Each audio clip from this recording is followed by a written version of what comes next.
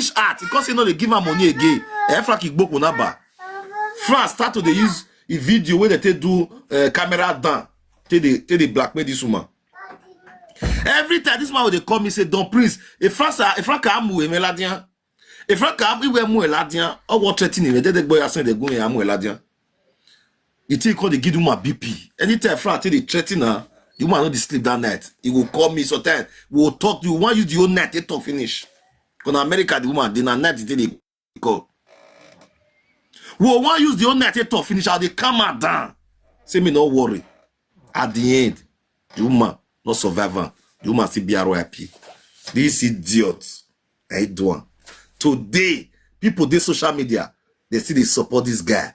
For evil, what this boy they do. If na me do this kind of evil, many of them don't leave me. If na me do this kind of evil, many of them don't leave me. But this boy do this kind of evil, una see the rough follow. Nobody they follow. As see the rough for if na me do this kind of evil to this person, I believe say many of them don't follow. You know where the priest wait. Nobody they follow Frank. And Frank Titi said a live video now. How many people they watch? I mean, never see Frank say one point something go they watch him. I beg me not the talker. Nobody they watch him. Nobody. In 400, 200. That one at something. When he Titi say, when no pay say, when they make ball less say, I beg you.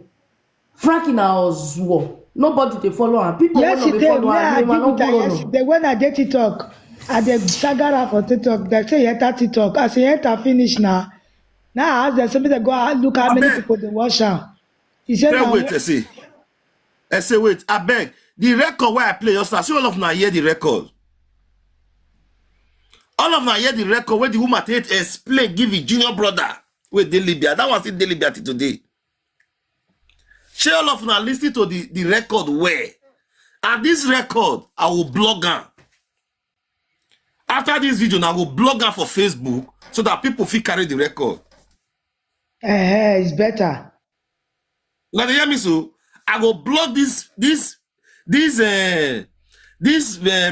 I go blog her, put a bio number, put Frank Vito, put a bio picture, put Frank video Vito picture. Wanna see the way they make this woman buy. Say same here on TikTok. Yes, I will do it. I will post her for Facebook. I'll post her for TikTok. Don't worry. After this video now, I will edit her come out. I will post her. Mona see. Mona they share that one they go. They will take by this woman. Still yet, he will still come out for social media. They get mad. They insult people. They feel not this water. Frank Frank Deniamu we romi he wait a go be vanya wo win respect. Why are ati we let them many you koko. Jenu koko. What bobe vanya ke bobe vanya. La wa vanya we jogoko e police re. When you mo video le we tell you. Agu. When you mo video le we wa yan we. Make the video you. Me Francovote, I tell you, no, your dog will not down one. Now, with that, yeah, block a train station. Make the video you that ah, what be you are. I be if he beats you, you will know what Italy people. Frankie, who were doing me? Oh, Frankie. I want my Frankie here. On va frapper. On vient qui a gagné voici ici wo. O pomena ativa e ve no que deseni. E do pomena ativa. Utu. O se croyait que vous comment. Il faut laisser fois. On l'a eu oui wa avec Frank.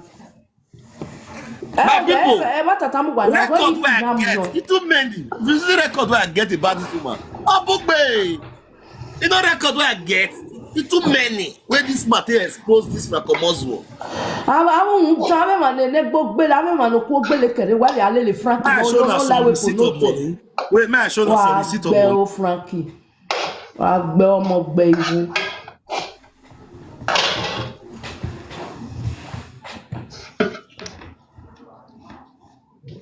Ma respecte you, ma respecte why ya respecte ijo ma be. Ou ti a love nya e rejouer. Ou ti respecte mani se wenya. On va not dire ouais ti lo bi enya erere gbo sawe owo ma no ma se no gbugba pata na gbugba pata apo won gbe. See receipt, na see money, see name Victor Yobo. When I see receipt, see name there. Na see name Victor na Yobo be name. Victor na be name Victor Yobo. Na see money. Na see receipt. Receipt menu. This one go to the same Western Union every week. Like I said the Western Union give from Victor. Na wa said the go ko me na ya gbe wa vi o. Na ya said the Western Union give from Victor. This na the woman send me all the na see name Victor Yobo. Victor Yobo. Victor Yobo. Now they see but they see money 1,000 plus, 1,000 plus, 1,000 plus. Why you see money 2,000 plus, 2,000 plus? Wherever you go, now they see money. About what said that? 1,000. I see money. Oh, now they see money. Now they see money where they say. My people now they see money. See name here to show say I'm not the lie. This was the same money. Give me frank carry my market video go. Frank keep up on aba. I'm not going to be Tony go. I'm not going to be Tony go. Good bad. Job bad. When where you go? The money go here. You go get. He go to the your way. Your map. When I go no map your way. Job money to no map your way. Nina return go ni igwa bi owo ma agbe. When I see money, you always want money where they say 2,000. When I see money where they say. Ije go mi wa abio wa mi owo wa we abio wa re. Mariton abio Mariton go oga bi owa o. Wa so we ni do return owo we don wa me gbo January jena. January o jena. Even where you return the money, why you go return her? He pay me. When they tell me say you know how much money we abio wa calculate, he pass 300,000 euro. Yeah, what January na ya ikoko. What January you go we abio wa calculate. He pass 300,000 euro. The panya ya u. Ona ya wa bi ko bi Europe. O ya wa be presenter be Europe. Ona ri go ni ya wa be presenter Europe. Na money don't finish we give me a true. Yeah, o da me ha mi mewe ye nu kokomogun awo. When we money don't finish we give me a true. We gije Kevin no ya win na re we win na we make we na win na me black job am ye so win na no two agbon. Agbagi me more than 300,000 euro. Agbagi me we ma be wa fi eto a. Ogogo no wait, see only wait the break. Wage your bank can no me we the money.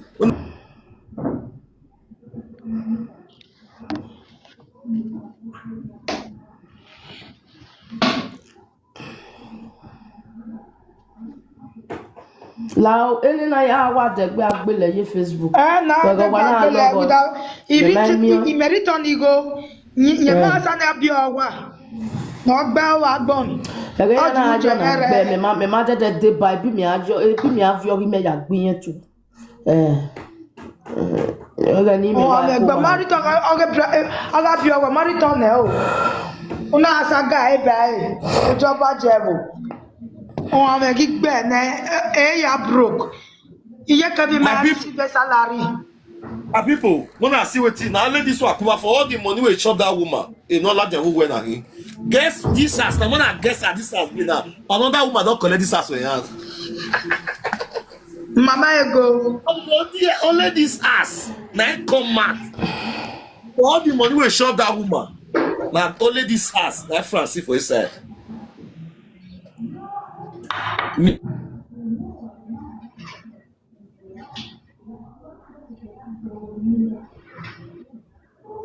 See why France still we are bear were closed. We are the man. We are the Frankie. You no see on that job. Maybe all ya go with marriage. I bet finish the conversation when I go ask her question. They were closed. All ya go with marriage. You mean you see on that job? See us. This ass one they see so. This ass one they see so. My show person will collect the ass. She will collect ass. Egui. When I see you collect ass, this one I collect. Like Mama G. G for general. If you're born where, what way? You know. When you want to Moses and I'm going to love you. You too. And this one collect the ass. Clapping of Gaffy. You go. Mammy, you go. You are going to Esagime olawa. Me we sagas. If we analyze it, people would enjoy it. They see evidence. Now maybe evidence. This is lady mama ego of our time. Now it collect the ass. Lady gold in Ahinia. Anything pefu. This is Mama International. Frank go give this man dog details. He tell this woman say we marry this woman. At the end, he betrayed this woman. Wait Toto where they hot. Now it be that. Hey, Toto where they hot. Oh mio is. This woman then sees the ass. He sees the ass after talking now. Frank not fit collect ass for this woman, but you call it do saga for us. Oh, wala here.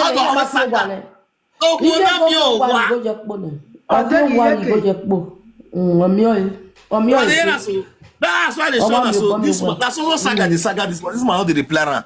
Oh, we know you big only mark your body go just. This woman not the reply. He said me go by himself. But mama is very terrible. Frank go there. Ah, this woman there was man. Frank that confused now. Allah ya talking there. Ona ye bilobia nya. Bilobia no. Bilobia o da here.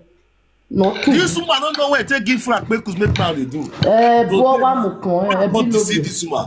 He not married this woman. Can't deceive her. And this woman say for you to deceive me, that your ass I go season. And this woman sees the ass. You je be nyoba yo ma no nyato nyawa. Iye go nyato. Frank na abo. Ona mi o. Now this woman the land, they say the land. Now this woman I get the land. Where they build the house because the woman fed that the land. Where they friend? Are we married Janet now? Are we married Mune right now?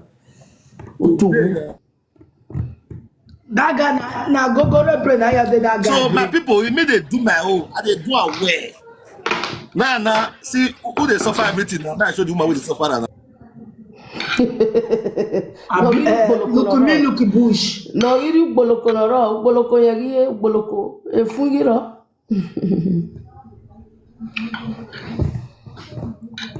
Waiter. Yeah.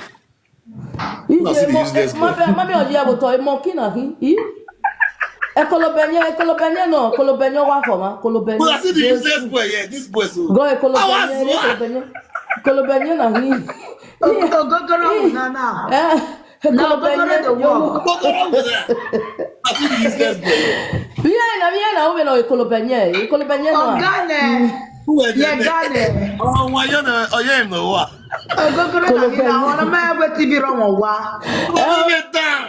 On the social media, we're begging. Wait, you swaggy now. Swaggy, we swaggy. I'm begging, I do. I don't know that they enjoy this saga. I'm not tell me. I don't come up for years since now. I don't know if I enter before I know they talk. This one about Kishado. He said like Makishado. If not the enjoyer, I'm gonna tell me yes. If not the enjoyer, I'm gonna tell me no. I did no offer. You may want you charger. You want your phone charger. Mona share this video. Mona double tap. You made your phone me charger. Mona said us. Why we say this must be gifted? They have enjoy because you know it's that they expose this boy. He said the gift at all. And they expose this boy. Mama Okoro. No. Mama Okoro. Block her. Mama Okoro, you know Mama Okoro. Oseveno,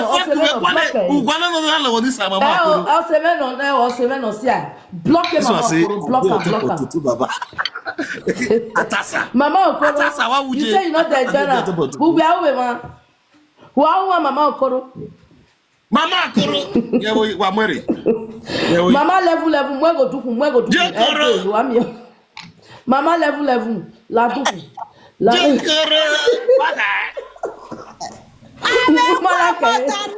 the monkey shadow.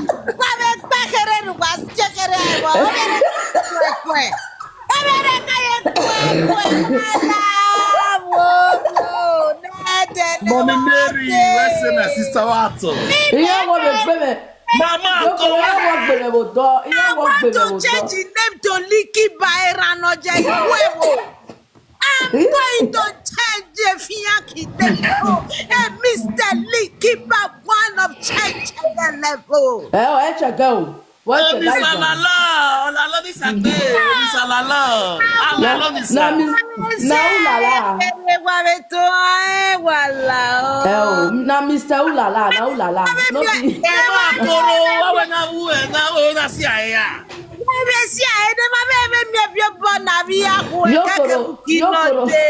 Yokoro, wa only see a Koro, no koro we pity nia. Mama koro you dey pity for her. No be only you the nyakoramo. Another one go still bitter next to Wisila. Mama koro dey bad liver. You want to pay one for money? I'm not even we are paying next motive. Money for bagi my idea now. Make una to hire. Where ti okay ya ask me where ya yin ya buto. Ye ask me where ya yin ya Yokoro. Iwi wajo. Okay, you okay? So me ready ya dead dungie. Wala wo. Who ya dey do here? Ona so na. Wo ra me de. Koro, ben ye ogwo ni egbe wa ni we mama ogbopo power. Eya kiana niya. Abi ya to biye me junu ye be ya ta ugbe. Saga.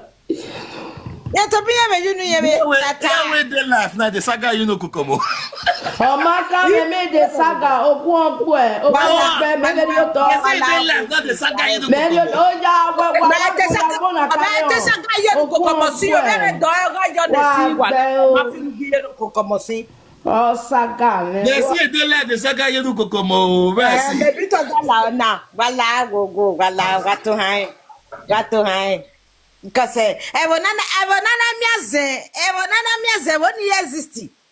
Okay, we are going to the point about this. Ma understood.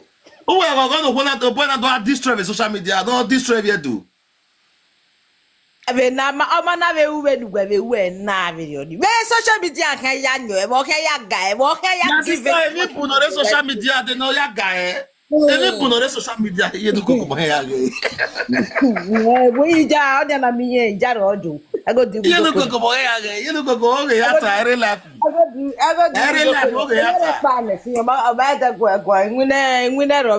Yesterday Sagara na yesterday every life. Ye wa gi marry na rewa ye waru we wa no salo. Bega we la iye ti Waru we wa na gwana. bega we yet talk of ya ladia. O idusi e. Ijo. Ye do kukomo. Ama every life.